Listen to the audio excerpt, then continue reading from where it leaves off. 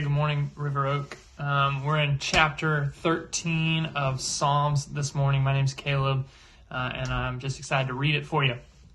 So here's how it goes. He says, "How long, Lord, will you forget me forever? How long will you hide your face from me? How long will I store up anxious concerns within me, agony in my mind every day? How long will my enemy dominate me? Consider me and answer, Lord my God. Restore brightness to my eyes. Otherwise I will sleep in death.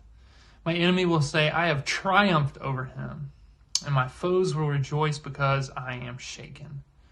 But I have trusted in your faithful love. My heart will rejoice in your deliverance. I will sing to the Lord because he has treated me generously."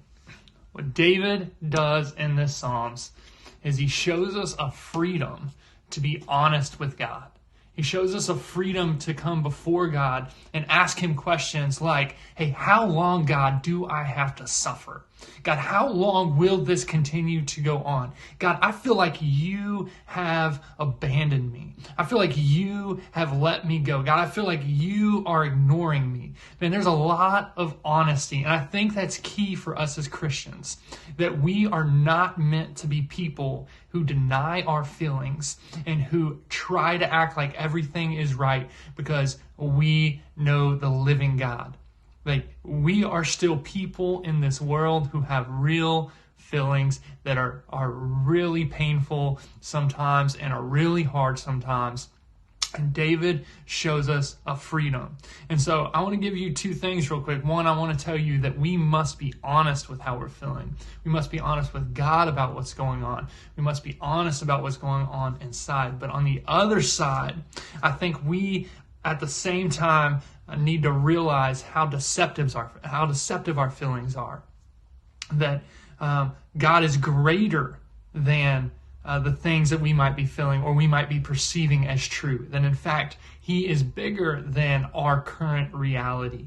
That he is in control of all of that. And so you see David just saying, God, like, consider me, like, save me. I'm shaken. Like, if they see my weakness, then you will not receive the glory. God, may you strengthen me so that they don't think they've triumphed over.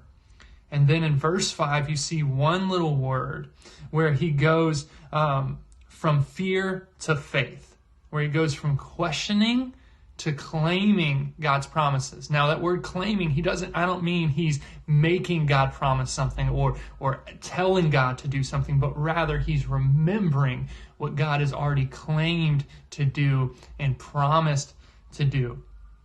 Then he says, but I have trusted in your faithful love.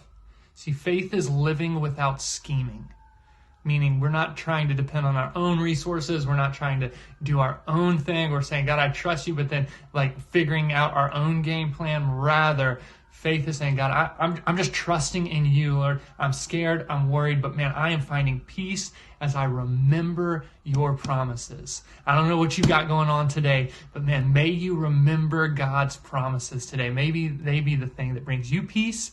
May they be the thing that brings you confidence. May they be the thing that pushes you forward today. We love you. Can't wait to see you soon.